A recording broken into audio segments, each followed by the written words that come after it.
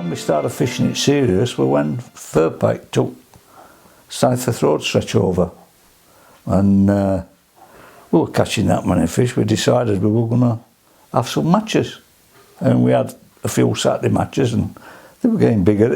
You know, when people got to know about them, they all wanted to come. So then they started asking, can we fish bloodworm?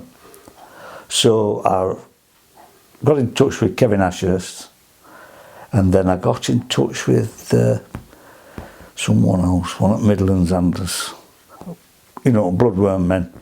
And I told them that we hadn't used bloodworm on our canal, and I was a bit scared of them starting up with it, catching plenty of fish and then it slowly piecing away, as bloodworm places usually do. Well, Kevin Ashurst says, personally, I wouldn't allow it. He says, but if you're going to allow it to get people to fish, don't let them start while October and then finish at end at normal season marks, like. He says, and don't let them use it in between. He says, you might, you know, be okay with that. So that's what we actually did. And it brought up bloodworm men for all over bloody country to come and fish, you know, good uns, you know. Ricky Teal and all, you know, Ricky Teal, do you know him? He come over and one or two more, and now then, well, there were quite a few Lancashire lads come over, Midlands lads.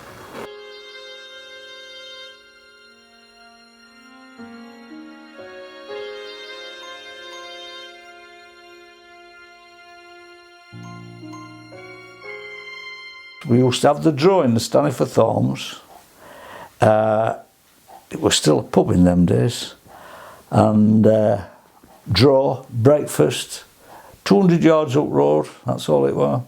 Big car park, everybody could get the cars parked up.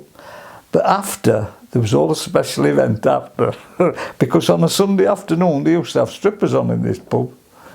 But when they knew that there were a load of anglers coming back, they decided that they were, you know, I think the landlord or landlady or whatever it was must have given them something, because they stopped on, and everybody went back. And they're always the first back there were Nottingham lads, so they could have their seats. Yeah, it was good, really. It was smashing. We had a real good laugh.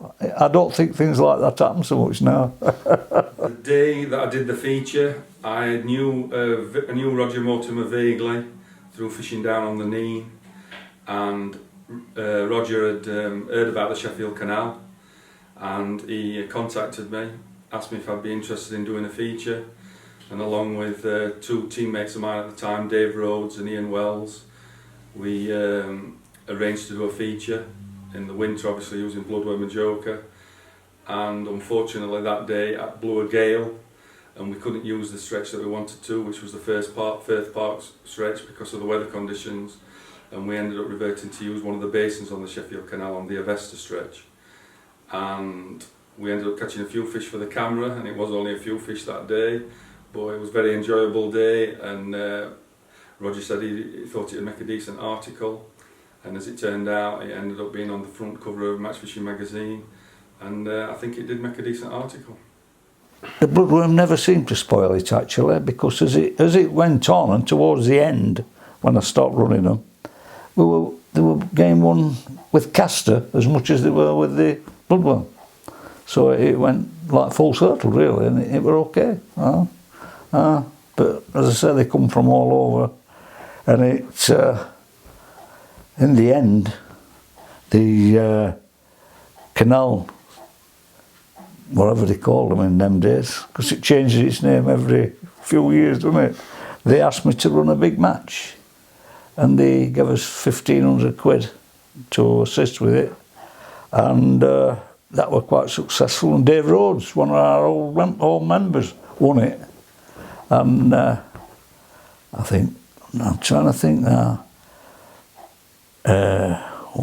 Second, one at Cutler's lads was second. Brothwell, Dave Brothwell won it. I think it was him, I think he was second.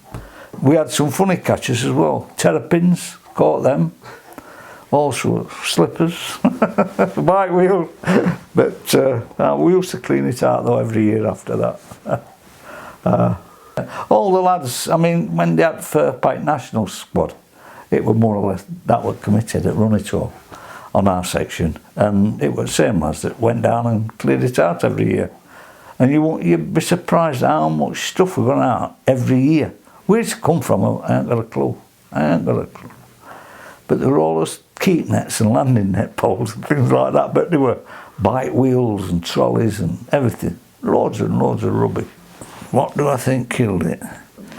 Well, I'll tell you what killed it on our section, why they actually ended up packing it up, was there's a bridge over it halfway across. A bridge at bottom end and a bridge at top end. And it didn't matter where you were fishing.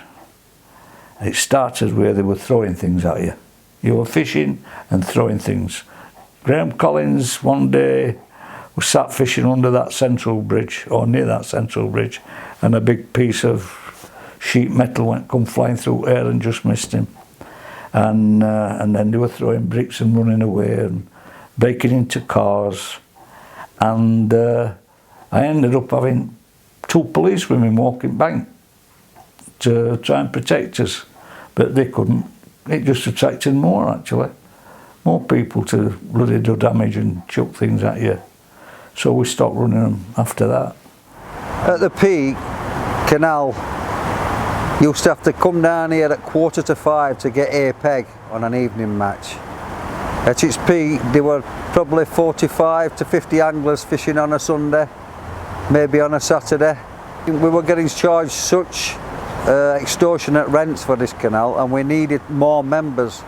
So to get more members involved, with commercials taking off, we decided to introduce some carp. The biggest weighted carp I've seen off here, I think it was caught by Kev Vickers, fishing a long pole and pellet, and he was catching a carp every bung in, just like we were on a commercial fishery.